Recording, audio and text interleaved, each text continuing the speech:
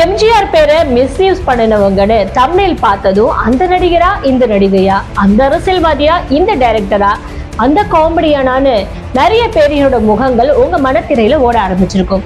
ஒருத்தர் ரெண்டு பேர் இல்ல, நிறைய பேர் லிஸ்ட்ல இருக்காங்க.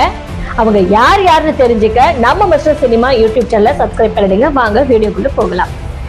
எம்ஜிஆர் 8வது வள்ளல்னு சொல்வாங்க, மக்கள் திலகம்னு சொல்வாங்க, புரட்சி தலைவர்னு சொல்வாங்க. இதையெல்லாம் தாண்டி சாதாரண சாமானிய ரசிகர்களுக்கு பிடிச்ச அடைமொழி வாத்தியார். எம்ஜிஆர் வாத்தியார்னு சொல்றதுல அவங்களுக்கு அப்படி ஒரு சந்தோஷம்.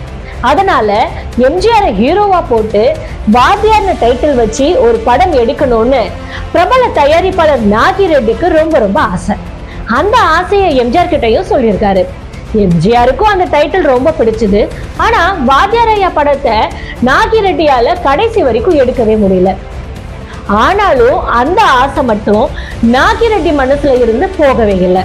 எம்ஜிஆர் இறந்து பல வருஷம் கழிச்சு ரஜினியை ஹீரோவா வச்சு வாத்தியார் ஐயான்னு ஒரு படத்தை எடுக்க ஆசைப்பட்டாரு நாகி ரெட்டி.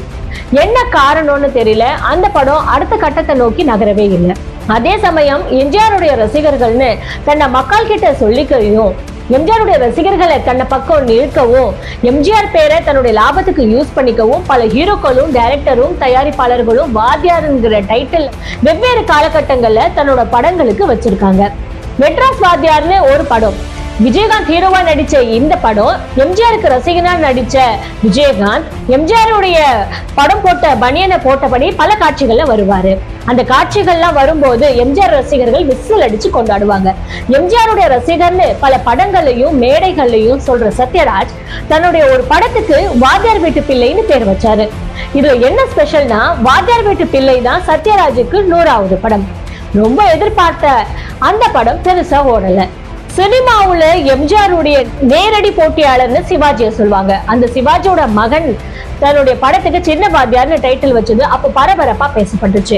சிவாஜியோட மகன் பிரபு வாத்தியார் டைட்டில் யூஸ் பண்ண மாதிரி நடிகர் முத்துராமனுடைய மகன் கார்த்திக் ஹீரோவா நடிச்ச ஒரு படம் வணக்கம் வாத்தியார்னு பேர் வச்சாங்க.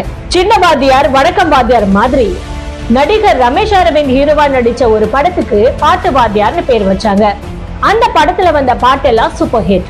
விஜயகாந்த், சத்யராஜ், பிரபு, கார்த்திக் எல்லாம் வாத்தியார் டைட்டில பயன்படுத்துறதுக்கு முன்னாலேயே நாகேஷ் நடிச்ச ஒரு படத்துக்கு எங்க வாத்தியார்னு பேர் வச்சது பல பேருக்கு தெரியாத செய்தி.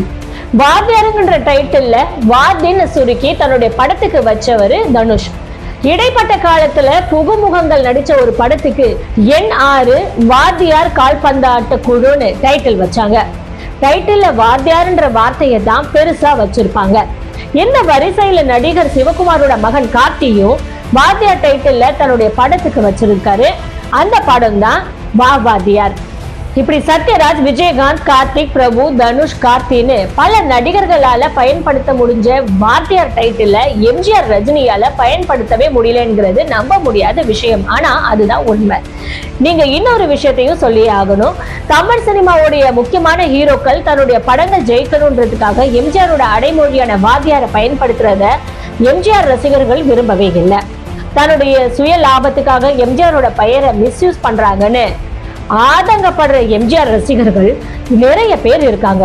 ஆனாலும் வாத்தியார் டைட்டில் தொடரத்தான் போகுது. ஏன்னா எம்ஜிஆருடைய பவர் அப்படிப்பட்டது. என்ன வீடியோ நல்லா இருந்துச்சா? இது போல இன்னும் பல சுவாரஸ்யமான சினிமா செய்திகள் தெரிஞ்சுக்க மிஸ்டர் சினிமா யூடியூப் சேனலை சப்ஸ்கிரைப் பண்ணுங்க. நன்றி.